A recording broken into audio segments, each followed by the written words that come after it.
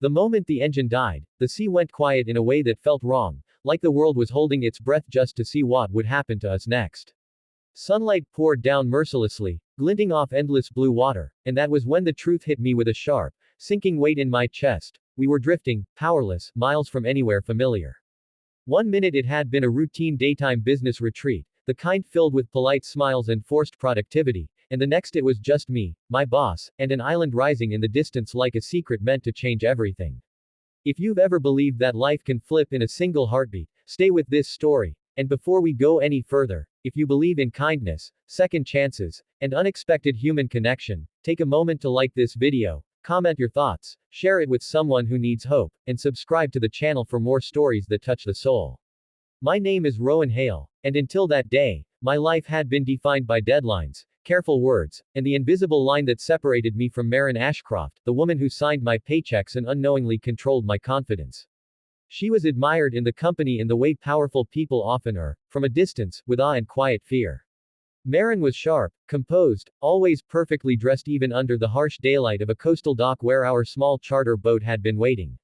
The trip itself was supposed to be simple. A daytime inspection of a proposed resort site, a chance for her to see the potential firsthand and for me to take notes, schedule follow-ups, and stay invisible. But when the engine sputtered and failed, when the radio hissed useless static, all titles dissolved into the heat-heavy air. The island wasn't dramatic in the way movies promise. No towering cliffs or ominous clouds. It was almost gentle, white sand, scattered palms, and shallow water so clear it revealed the soft sway of seagrass below.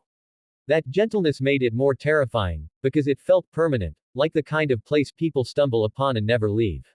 We dragged what little we could salvage from the boat onto the shore under the glaring sun, our shoes sinking into warm sand as if the island itself was trying to keep us. The hours stretched long and exposed, and in that relentless daylight, the masks we wore at work began to crack.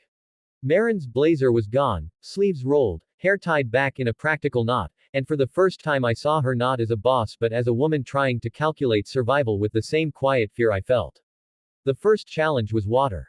The second was pride. I wanted to be useful, to prove that I wasn't just the guy who carried her files and anticipated her needs before she voiced them. I searched the tree line for coconuts, tested the shade patterns as the sun moved, and tried to remember half-forgotten survival tips I'd once read out of curiosity. Marin, meanwhile, surprised me by taking charge without command. She assessed the tide, mapped the island's rough shape, and rationed our energy with a calm that steadied my racing thoughts.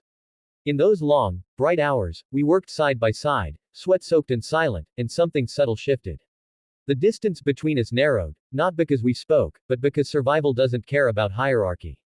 As the day wore on, the heat became a living thing pressing against our skin, draining us. We built a crude shelter from palm fronds, our hands brushing occasionally, each contact brief but grounding. I caught myself noticing small, human details, the faint scar on her wrist, the way she squinted slightly when concentrating, the tired strength in her posture. She noticed me too, not as an employee, but as someone who could fail, who could get scared, who could still keep going. When we finally sat beneath our shelter, the ocean breeze brought relief, and the island hummed with life. Birds circled lazily, waves whispered against the shore, and the world felt impossibly small. Night never truly fell the way it does in cities, but the light softened into something golden and intimate.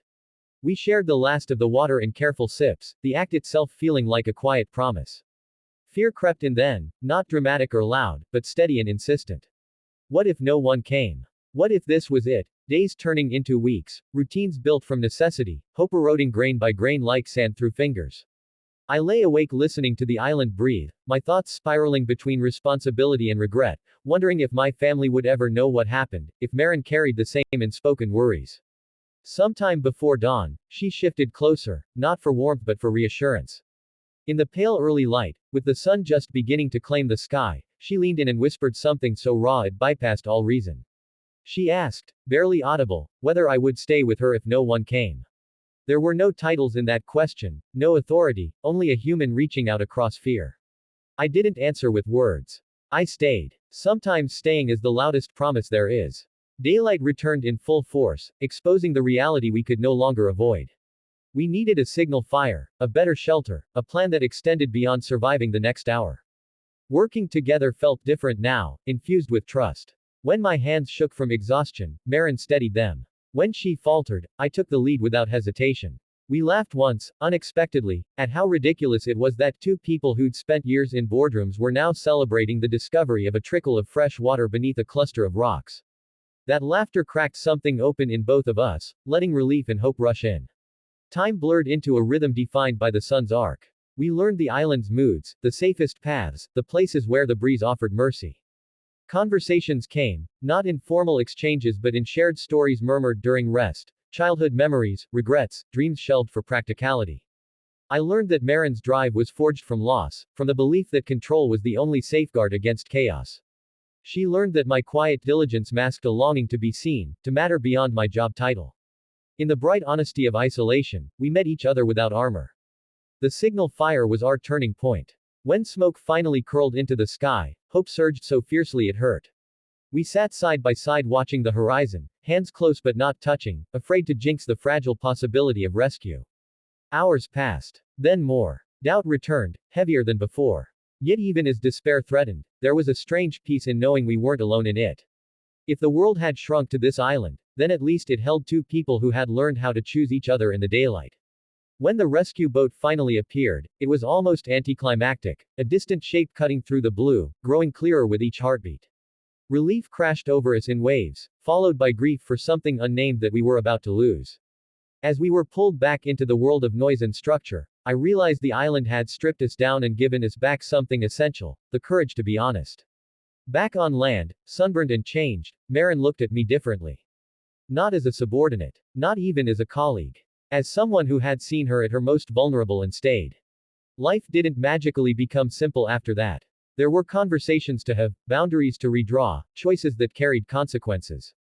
But kindness had already done its quiet work. We approached each other with patience, with respect, with the understanding that connection born of hardship deserves care.